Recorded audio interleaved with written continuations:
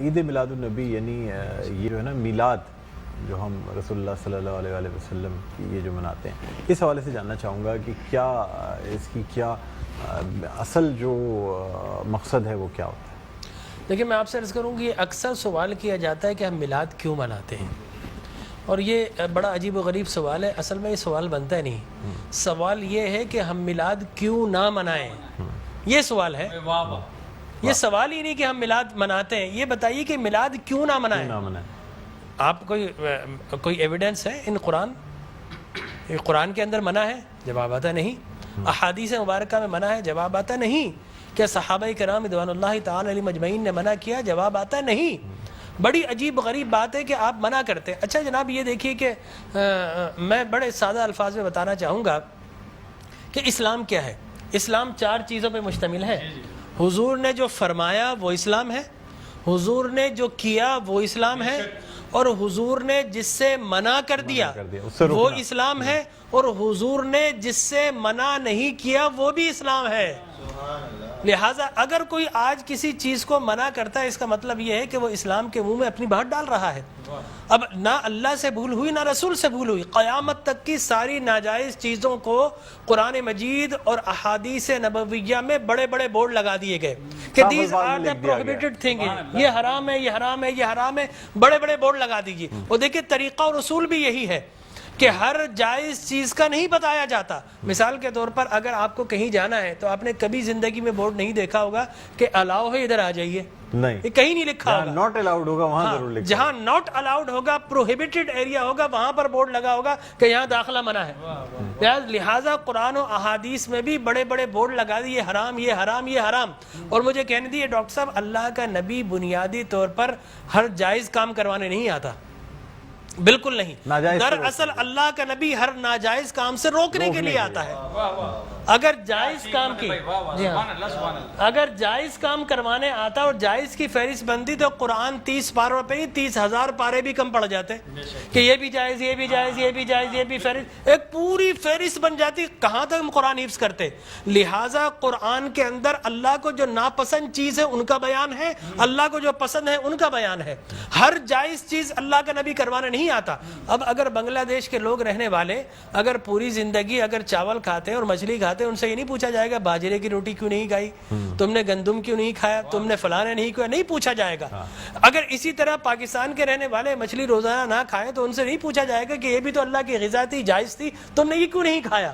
نہیں، ہر جائز چیز اللہ کو مطلوب نہیں ہے. اللہ کو مطلوب یہ ہے کہ ہر ناجائز کام سے روکا جائے. لہٰذا اللہ کے پیارے حبیب نے قیامت تک کی ساری ناجائز چیزوں سے منع کر دیا. نہ اللہ سے بھول ہوئی معاذ اللہ، نہ رسول سے بھول ہوئی. دین مکمل ہو گیا. اب اگر کوئی یہ کہتا ہے کہ یہ ناجائز، یہ بدعت، اس کا مطلب یہ ہے کہ کیا تجھ پر وحی نازل ہو گئی؟ باب نبوت تو بند ہو چکا ہے، اب تو کس بنیاد پر کر رہا ہے؟ دیکھیے اب کس بنیاد پر تم منع کر رہے ہو. اور میں آپ کو بتاؤں ڈاکٹر صاحب، یہ دین کا مسلمہ اصول ہے کہ کسی چیز کے جواز کے لیے کوئی ضعیف حدیث بھی کافی ہے، لیکن کسی چیز کے حرام یا بدعت ہونے کے لیے قرآن اور احادیث کی نص قطعی چاہیے آپ کو، اور حدیث متواترہ چاہیے. اس کے بغیر آپ کسی چیز کو حرام نہیں کر سکتے، اس لیے کہ اسلام گلا گھونٹنے کے لیے نہیں آیا، اسلام تو راحتیں دینے کے لیے آیا ہے. لہٰذا جو ناجائز چیزیں تھی اسلام نے وہ منع کر دی 1400 سال پہلے. اب اگر کوئی کہتا ہے کہ جناب آپ میلاد کیوں مناتے ہیں، تو میں کہتا ہوں یہ سوال ہی نہیں. بڑے احمق لوگ ہیں جو جائز کی دلیل مانگ رہے ہیں. ارے بھائی دلیل تو ناجائز کی ہوتی ہے، لہٰذا آپ ناجائز کی دلیل دیجئے گا. قرآن میں منع کیا کہ احادیث میں، بلکہ اب میں یہ کہتا ہوں اس بات کے بعد آپ قرآن پڑھیے. اللہ تبارک و تعالی نے 5 نبیوں کا میلاد قرآن میں بیان کیا ہے. حضرت آدم علیہ الصلوۃ والتسلیم کے میلاد نامے قرآن کے 5 رکوع پر متفرق. پہلا واقعہ ہی میلاد نامہ آدم ہے. فرشتوں کو جمع کیا، میں آدم کو پیدا کرنے والا ہوں، کیا کریں؟ سیلیبریشن کرو. آدم کی ولادت کا موقع، نفخت فیہ من روحی فقعوا لہ ساجدین. جیسے ہی میں یہ آنکھ کھول دے، یہ پیدائش ہو جائے، ولادت ہو جائے، تو تمہیں کیا کرنا ہے؟ اس کو سجدہ کرنا ہے.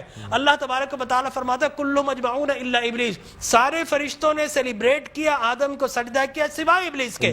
تو معلوم یہ ہوا کہ جس نے میلاد منایا اللہ نے اسے نورانی قرار دے دیا، اور جس نے انکار کیا اللہ نے اسے شیطانی قرار دے دیا. سبحان اللہ، سبحان اللہ. لہٰذا اسی طرح میں 2 منٹ بس، اسی طریقے سے سورہ قصص میں حضرت موسیٰ علیہ الصلوۃ والتسلیم کی میلاد نامہ اللہ نے 28 ابتدائی آیات میں بیان کیا، اور حضرت یحییٰ علیہ الصلوۃ والتسلیم کا میلاد نامہ سورہ مریم میں کیا سلام علیہ یوم ولدا، سلام ہو یحییٰ پر کس دن؟ جس دن وہ پیدا ہوئے۔